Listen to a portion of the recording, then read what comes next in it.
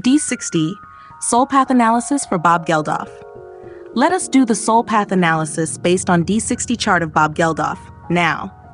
The sun placed in the first house, ruling the 12th house, and influenced by the D60 deity Maheshwara, set the tone for Bob Geldof's life as one shaped by intense personal transformation, detachment from egoic identity, and leadership rooted in destruction of illusion. The first house represents selfhood and public projection, while the 12th house signifies loss, transcendence, and spiritual service. Maheshwara, the great lord and purifier, governs inner awakening through the burning away of falsity. This placed Geldof on a soul path where his identity had to be forged through ascetic trials, ego shedding, and a higher moral responsibility. His life moved from personal fame to a sacrificial leadership model, most notably in his humanitarian work, which reflected Shiva-like renunciation and fierce protection of the suffering. The soul directive here was clear: become a spiritual warrior in public form, upholding truth by withdrawing from self-interest and turning crisis into renewal. The moon placed in the 10th house, ruling the 11th house, and governed by the deity Kamalakara, revealed Bob Geldof's emotional fulfillment and public recognition as channels for expressing deep emotional wisdom, generosity, and refined service. The 10th house governs career, public influence, and status, while the 11th house reflects societal impact, networks, and ideals. Kamalakara, the lotus pool, symbolizes grace under pressure, beauty rising from adversity. The moon here manifested through Geldof's ability to emotionally move the masses, using his visibility not for self-glorification, but for collective awakening. His musical work and activism were infused with emotional resonance that reached millions. The soul lesson involved emotional maturity in public life, to uplift society with emotional integrity, blending idealism with elegant resilience. His fame was not hollow. It became a vessel for compassion and vision. Mars in the 2nd house, ruling the 3rd and 8th houses, and influenced by the deity Kala, channeled Geldof's drive and assertion into karmic responsibilities tied to speech, values, communication, and emotional transformation. The 2nd house signifies personal voice and value systems. The 3rd governs expression and initiative. The 8th covers crisis, secrecy, and deep transformation. Kala, the force of time and death, instilled a relentless awareness of impermanence, duty, and mortality. Mars here gave him a sharp, forceful voice, one not afraid to speak hard truths or confront authority.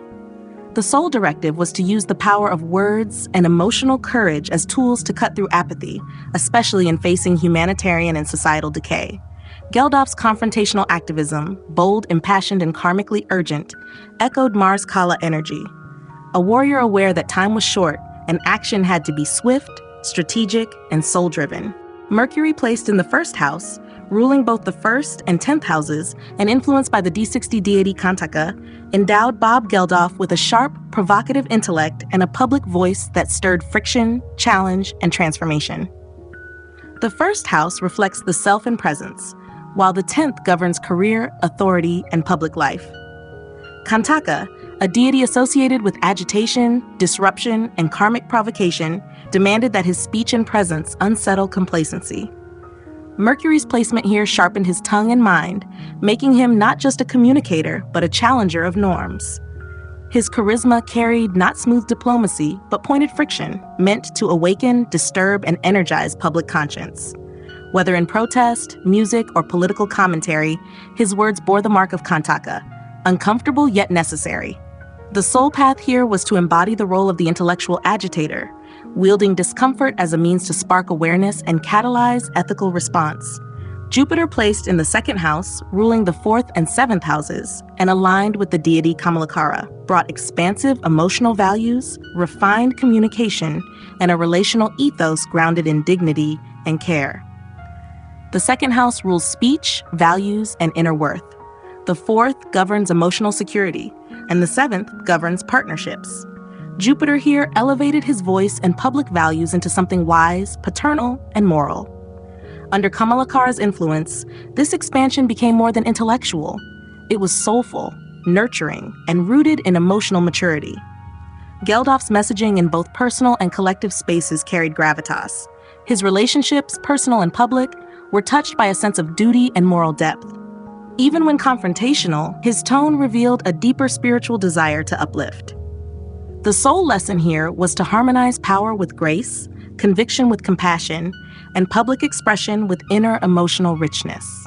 Venus in the 9th house, ruling the 2nd and 9th houses, and guided by the D60 deity Brahma, placed Bob Geldof's artistic refinement, personal beliefs, and creative ideals within a larger dharmic mission. The 9th house governs philosophy, higher purpose, and moral vision. Venus governs beauty, harmony, and relational values. Brahma, the creator and cosmic architect, required him to build not just art but worldview, where beauty served truth and pleasure bowed to principle. This placement made his music, personal ideology, and public morality inseparable from his aesthetic sensibility. His art wasn't just emotional, it was visionary, meant to craft new ideals. Brahma channeled Venus into dharmic creativity, songwriting that shaped consciousness, not just entertained, messages that built new cultural paradigms. The soul path here was to elevate beauty into service of truth and to allow personal artistry to become the scaffolding for societal conscience. Saturn, placed in the 3rd house, ruling the 5th and 6th houses, and influenced by the D60 deity Gora, forged Bob Geldof's soul through disciplined communication, creative burdens, and service-oriented struggle. The 3rd house governs self-expression, writing, and initiative. The 5th rules creativity, children, and legacy. The 6th governs work, discipline, and karmic debts. Gora, the fierce and fearsome force of karmic confrontation, demanded that his intellectual and creative expressions carry weight, confrontation, and moral accountability. His communication style, often intense, urgent, and unfiltered, reflected this karmic duty to speak hard truths. There was no luxury of creative escapism.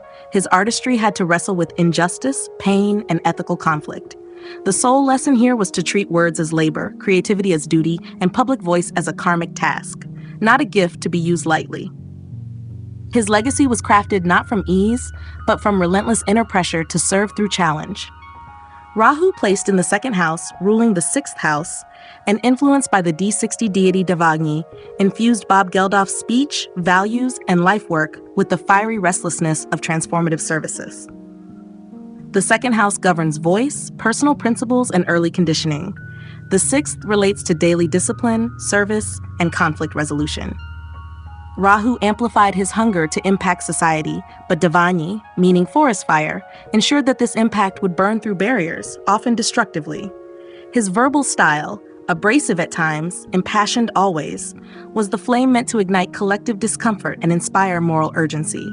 His activism and confrontation with bureaucracy reflected Devagni's fire, intense, purifying, and resistant to complacency.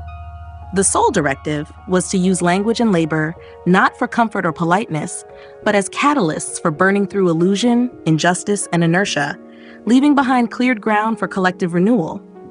Ketu, placed in the 8th house, ruling the 3rd house, and also aligned with Devagni, brought Bob Geldof a deep, instinctive detachment from surface-level expression, drawing him toward the subterranean realms of psychological truth, crisis, and karmic transformation. The 8th house governs emotional depths, hidden fears, and transformative initiation, while the 3rd governs self-expression and conscious skill. Ketu here functioned like a subterranean fire, quiet but relentless, driving him to strip away falsity and find the core of human suffering, especially in collective contexts. Devagni's presence meant his soul was drawn to purify the collective by navigating darkness himself. His communication was not merely stylized, it was forged from existential urgency. The soul task here was to use the power of absence, of ego, of vanity, of personal narrative, to become a conduit for raw collective truths. His detachment from fame was not indifference, but alignment with a deeper calling to confront and transmute suffering at its roots.